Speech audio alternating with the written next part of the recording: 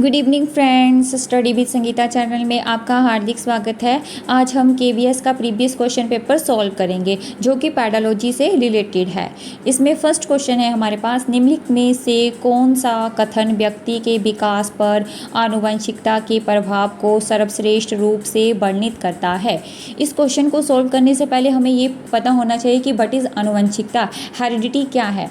तो हेरिडिटी का मतलब है जो भी गुण माता पिता एवं पूर्वजों के अपनी संतानों में अवतरित हो जाते हैं उसको आनुवंशिकता कहते हैं। अब इसका जो सही आंसर है वो रहेगा कि आनुवंशिकता ये निर्धारित करता है कि हम कहाँ तक जा सकते हैं, क्योंकि 4 ऑप्शन यहाँ पे गिवन है, उन सभी का जो मीनिंग है वो लगभग सेम है। बट इसका जो सही आंसर है वो यही आएगा कि आनुवंशिकता ये निर्धारित करता है कि हम कहाँ तक जा सकते हैं, यानी कि हमारे जो पूर्वज हैं उन्होंने अपनी लाइफ में कितना प्रोग्रेस किया है, जो हमारे पेरेंट्स हैं उन्होंने कितना प्रोग्रेस किया है, इस सब को नज़र में रखते हुए हम अंदाज़ा लगा सकते हैं कि ये उनके बच्चे हैं तो ये कहाँ तक जा सकते हैं। अब नेक्स्ट क्वेश्चन है, सूक्ष्म शिक्षण से क्या अभिप्राय है, माइक्रो टीचिंग क्या है। विभिन्न अध्यापन कौशलों का पृथक रूप से अभ्यास करना। जितने भी अध्यापक कौशल होते हैं, टीचिंग स्किल्स होती है, उनका सेपरेट जो है प्रैक्टिस करना वो माइक्रो टीचिंग में सिखाया जाता है। और माइक्रो टीचिंग कब होती है, ड्यूरिंग बीएड के दौरान जो है वो माइक्रो टीचिंग रहती है। जो माइक्रो टीचिंग के स्टेप होते हैं वो बताते हैं कि पहले प्लान करो, फिर टीच करो, फिर फीडबैक दो, इस तरह से हैं। नेक्स्ट क्वेश्चन है, परीक्षण विनिर्देशन ब्लूप्रिंट के अनुसार किसी परीक्षण की रचना करने से प्राय किस चीज़ में वृद्धि होती है। तो इससे जो है कंटेंट वैलिडिटी में वृद्धि होती है, विषय वस्तु की वैधता। अब जो ब्लूप्रिंट है वो हमें क्या बताता है, ये एक तरह का सैम्पल पेपर होता है जो क्वेश्चन पेपर को बनाने से पहले बनाया जाता है, जिसमें बच्चे को ये सिखाया जाता है कि पेपर के दौरान आपने ऑल ओवर जो आपकी बुक है आपने वो स्टडी करनी है, वो रीड करनी है, कोई पर्टिकुलर चैप्टर लेकर नहीं बैठना है। इसलिए हम इसका जो मेन एम है वो यही है कि एक प्रश्न पत्र का नमूना तैयार करना है कि किस तरह से जो बुक के क्वेश्चंस हैं वो क्वेश्चन पेपर में डाले गए हैं। नेक्स्ट है, शोध अध्ययनों के आधार पर ये स्पष्ट होता है कि बच्चों पर धार्मिक मतों और सिद्धांतों के सिद्धांतारोपण से उनके सामाजिक रूप से अनुमोदित व्यवहार में 60% की वृद्धि हो गई है। रॉन्ग, सामाजिक रूप से अनुमोदित व्यवहार में सार्थक रूप से कमी आई है। रॉन्ग, अपराधों में प्रबल कमी आई है। रॉन्ग। अब इसका सही आंसर है, उनके सामाजिक रूप से अनुमोदित व्यवहार पर कोई सार्थक प्रभाव नहीं पड़ा है। नेक्स्ट है, एक प्रकार का श्रेणीकरण जिसमें अलग अलग श्रेणी बिंदुओं पर अध्येताओं का एक निश्चित अनुपात होता है क्या कहलाता है, वो कहलाता है रिलेटिव ग्रेडिंग। अब रिलेटिव ग्रेडिंग किस तरह से की जाती है, ये बच्चों को डिवाइड करती है, कहाँ डिवाइड करती है, क्लासरूम में।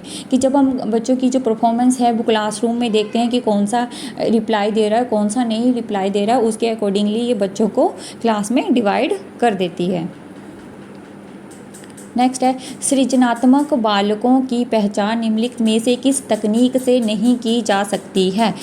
तो जो क्रिएटिव चिल्ड्रन होते हैं उनकी पहचान हम बैटरी ऑफ आईक्यू टेस्ट से नहीं कर सकते हैं, बुद्धिलब्धि परीक्षण बैटरी से नहीं कर सकते हैं। उनकी पहचान किस किस से कर सकते हैं, इंटरव्यू से कर सकते हैं, एप्टीट्यूड टेस्ट से करते हैं, सर्टेन ऑब्जर्वेशंस टेक्निक से उनकी पहचान कर सकते हैं। पर क्वेश्चन में पूछा है नहीं कर सकते हैं, तो बुद्धिलब्धि परीक्षण बैटरी से नहीं कर सकते हैं। अब नेक्स्ट क्वेश्चन है, एक लोकतांत्रिक समाज का मूल आदर्श है। अब एक जो लोकतांत्रिक समाज है उसका मूल आदर्श क्या रहेगा, powerful leadership, no. Belief in the opinions of the leaders, no. Frequent criticism of whatever one thinks as wrong, ठीक है। तो इसका जो मेन एम है वो क्या रहेगा, एक प्रबुद्ध व्यक्ति के लिए समान respect for the enlightened individual. Next, श्रव्य दृश्य सहायक सामग्री का मुख्य उद्देश्य क्या है, यानी कि विजुअल एड्स और ऑडियल एड्स का जो है वो मुख्य उद्देश्य क्या होता है, clarify certain aspects of the learning experience, कि जो भी हम बच्चों को कक्षा में पढ़ा रहे हैं उनको हम इजी बना सकें, वो उनको आसानी से समझ आ सकें, इसका मेन एम रहता है। एक अध्यापक का सर्वाधिक महत्वपूर्ण कार्य है, एक अध्यापक का सबसे महत्वपूर्ण कार्य क्या है, गाइड प्यूपल्स ग्रोथ, बच्चों के विकास को मार्गदर्शित करना। विद्यालय पाठ्यचर्या का उद्देश्य होता है, क्या उद्देश्य होता है, बच्चों को संगठित अर्थपूर्ण शैक्षणिक अनुभूतियाँ प्रदान करना। Provide the child as organised meaningful educative experience. Next है, यदि विद्यालयों में समाज की अपेक्षाओं पर खरा उतरना है तो नीचे दिए गए कथनों में से 3 कथन ऐसे हैं जिन्हें अध्यापकों को अनिवार्य रूप से करना चाहिए। जो नहीं करना चाहिए वो कौन सा है, वो है उन्हें चाहिए कि विद्यालयों को प्रौढ़ समाज की एक प्रतिकृति का रूप प्रदान करें, ये नहीं करना चाहिए। और अध्यापकों को करना क्या चाहिए, उन्हें चाहिए कि व्यवहार को सामाजिक अन्योन्य क्रिया के लिए निर्देशित करें और उसका रिकॉर्ड रखें। उन्हें विद्यार्थियों की सांस्कृतिक धरोहर को जानना चाहिए। उन्हें चाहिए कि विद्यालय क्रियाकलाप को सांस्कृतिक प्रतिरूपों से संबंधित करें, ये अध्यापकों को करना चाहिए। किसी परीक्षण की वैधता तथा विश्वसनीयता के संबंध में निम्नलिखित में से कौन सा कथन सर्वाधिक सही है, जब तक कोई परीक्षण विश्वसनीय नहीं होगा वह वैध नहीं होगा। A test can not be valid unless it is reliable, ये इसका सही आंसर है। नेक्स्ट है, शिक्षा के उद्देश्य निम्नलिखित में से किसके सहायक नहीं होते हैं, बच्चे के विकास को समझने में। अंडरस्टैंडिंग चाइल्ड डेवलपमेंट, शिक्षा के objectives of education are not helpful in, बच्चे के विकास को समझने में सहायक नहीं होते हैं। निम्नलिखित में से कौन सा कथन मानसिक मंदता के संबंध में सही है, चिरकालिक संक्रामक तथा रोगों से पीड़ित माँ के बच्चों को मानसिक मंदता आ जाती है। निम्नलिखित में से किसकी संप्राप्ति वस्तुनिष्ठ प्रकार के परीक्षण मदों का प्रयोग करने से नहीं की जा सकती है, समस्या समाधान योग्यता, प्रॉब्लम सॉल्विंग एबिलिटी। निष्कर्ष बच्चों की समेकित शिक्षा से अभिप्राय है, क्या अभिप्राय है, आंशिक शिक्षा विशेष विद्यालयों में तत्पश्चात सामान्य विद्यालयों में, यानी कि part schooling in special schools and then part in normal school.